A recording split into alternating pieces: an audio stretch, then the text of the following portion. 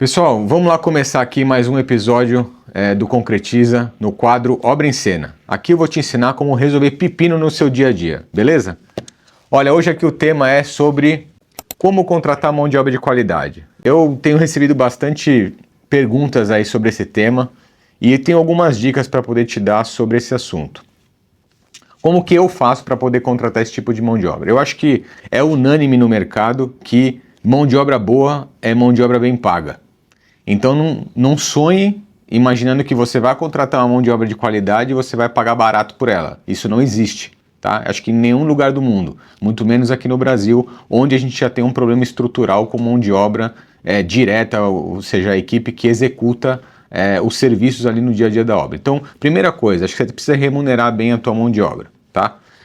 Eu acho que segunda coisa, vale a pena você buscar referências. Então, esse tipo de mão de obra, óbvio que a gente acha no Google, acha em outras plataformas aí de busca, mas eu acho que é importante sempre você, depois que você conversou com o empreiteiro ou eventualmente até com a própria mão de obra, você buscar referências. Cara, me dá 2, 3 referências aí de serviço que você já tenha feito, pessoas, engenheiros ou empresas que eu possa conversar que você já tenha prestado serviço. Então, acho que é um bom indicador, tá? Terceiro, eu acho que você precisa ter o processo de execução bem definido. Então, o que você imagina que aquela mão de obra vai te servir, você detalhar qual é o processo executivo para aquilo. Então, por exemplo, você vai contratar uma mão de obra para instalação de piso porcelanato. Você precisa ter o processo de execução disso claro para você. Então, o que você entende como uma boa execução de um porcelanato? E que você tenha etapas de conferência ali para garantir que aquela execução está saindo de acordo com o que você imagina.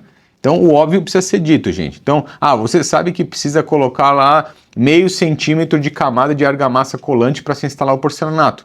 Mas se você não alinhar isso com a mão de obra antes de se iniciar o serviço, pode ser que ele entenda que é dessa forma, pode ser que ele faça de uma maneira diferente. Então, para você não ter surpresas, passe o processo executivo antes com o pedreiro ou com a pessoa que está instalando esse piso porcelanato, para você não ter surpresas. Então, uma vez que você alinhou com a mão de obra, qual é o processo de execução, você vai eventualmente adotando passos de conferência ali para você poder garantir que a execução está saindo conforme você imaginou. Que nem o processo executivo ou da forma que a tua empresa entende que deva ser o correto para se executar aquele serviço.